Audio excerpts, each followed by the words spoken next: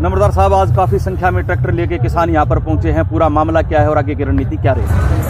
मामला कुछ नहीं है, बड़ा खुशी हर्ष और उल्लास का आज दिन है, क्योंकि 26 जनवरी को हम गणतंत्र दिवस के रूप में सारे हिंदुस्तानी मनाते हैं। ये देश की तमाम 140 करोड़ लोगों का एक पवित्र फेस्टिवल है गणतंत्र दिवस। ऑल इंडिया संयुक्त किसान मोर्चा जो 550 संगठनों का ज्वाइंट संगठन सारे देश का है, जिसके नेतृत्व में हमने काले कानूनों के खिलाफ लड़ाई लड़ी और उस लड़ाई को जीत करके आए। उसी संयुक्त किसान मोर्चा ने लगभग 1.5 महीना पहले दिल्ली के अंदर मीटिंग करके निर्णय लिया था कि 26 जनवरी 2024 का जो गणतंत्र दिवस है वो ऐतिहासिक रूप से देश के किसान और तमाम मजदूर संगठनों ने मिलकर के मनाना है।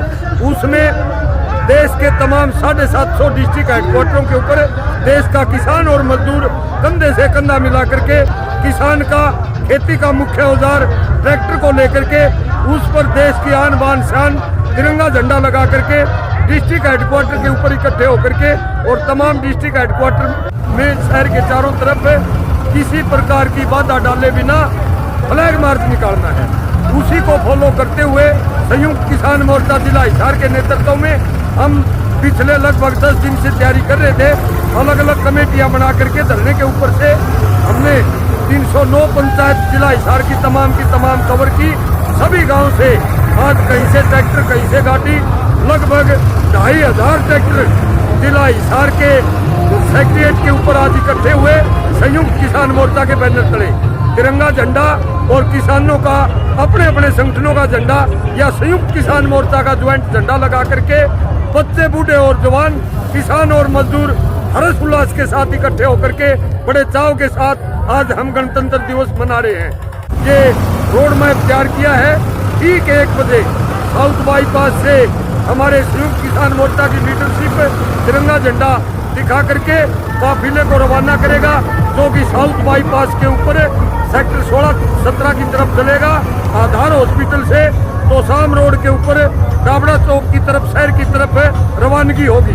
उसके बाद डाबड़ा चौक से कैंप चौक, किसान चौक और आईजी चौक, सर चौधरी छोटू राम चौक के ऊपर से फिर हम लेफ्ट मुड़ करके यहीं पर हिसार सचिवालय के ऊपर हम हमारी यात्रा का समापन करेंगे। तो आगे की रणनीति क्या रहेगी फिर? आगे की रणनीति आज का तो गणतंत्र दिवस का तो हमारा यही था। मैं आपको बताना चाहता हूँ, ऑल इंडिया संयुक्त किसान मोर्चा ने पूरी मशक्कत और मेहनत करके कल हमारे पास रिपोर्ट आई। ऑल इंडिया के 750 डिस्ट्रिक्टों में से 650 डिस्ट्रिक्टों के अंदर इस प्रकार की यात्रा निकल रही है जो हिसार के अंदर निकल रही है। तो बाबूजी क्या कहना चाहोगे? 72 गाँव का क्लेम जो नहीं मिला, बीमा राशि जो नहीं मिली है और मुआवजा नहीं मिला है, उसके बारे में क्या कहेंगे?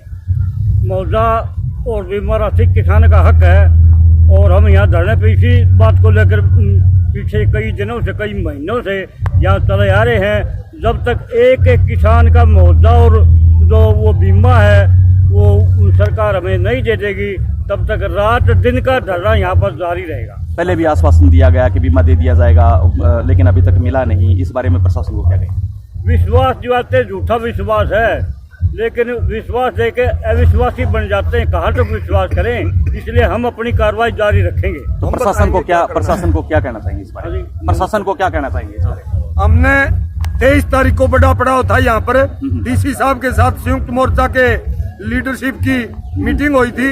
चडूनी साहब और किसान सभा के स्टेट प्रेसिडेंट मास्टर बलबीर जी भी आए हुए थे। डीसी साहब ने कहा 15 दिन के अंदर शायद समाधान हो जाएगा। हमने कहा रिलायंस बीमा कंपनी जो करोड़ों अरबों रुपए बीमा की फीस पहले खाते में डलवा ली, किसान की फसल खराब हो गई, उस टाइम वापिस ब्लेम लगा करके वापिस खातों में डाल दी।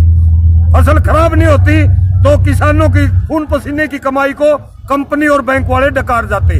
आप बीमा कंपनी के ऊपर हिसार के डीसी होने के मार्फत 420 का मुकदमा दर्ज क्यों नहीं करते? एक बार डीसी साहब ने कहा मैं इस काम में असमर्थ हूँ।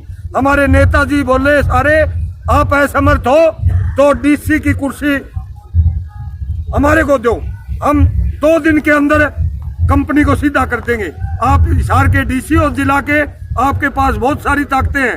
कोई एनजीओ बना करके, कोई कंपनी वाला फ्रॉड करके आम जनता से, किसान से, मजदूर से फ्रॉड कर देता है तो आपके पास अधिकार सुरक्षित है, आप उसको पकड़ करके उसके खिलाफ FIR दर्ज करके फरारी आदमी को जेल में डाल सकते हैं और रिकवरी करवा सकते हैं। आप रिलायंस बीमा कंपनी से रिकवरी क्यों नहीं करवा रहे? क्या कारण है इसके पीछे? वो बोले मेरा मकसद है एक बार आपका बीमा क्लेम की राशि को मैं निकलवा दूं, फिर उसके बाद सोचूंगा देखूंगा। भाई मुकदमा दर्ज पहले करोगे और उसको FIR दर्ज होगी तो आसानी से क्लेम दे के जाएगा। फिर बगले झांकने लगे DC साहब। वहीं से हमने ऐलान किया DC दफ्तर से 15 दिन का टाइम किसानों की तरफ से हमने दे दिया। 7 फरवरी 2024 तक समाधान होता है तो ठीक है, हमारा धरना मजबूती से जारी रहेगा, वरना 8 फरवरी को राजगढ़ रोड जो सेक्रेटेरिएट के सामने से गुजरता है, राजगढ़ रोड, इसके ऊपर हम पक्का धरना लगा देंगे।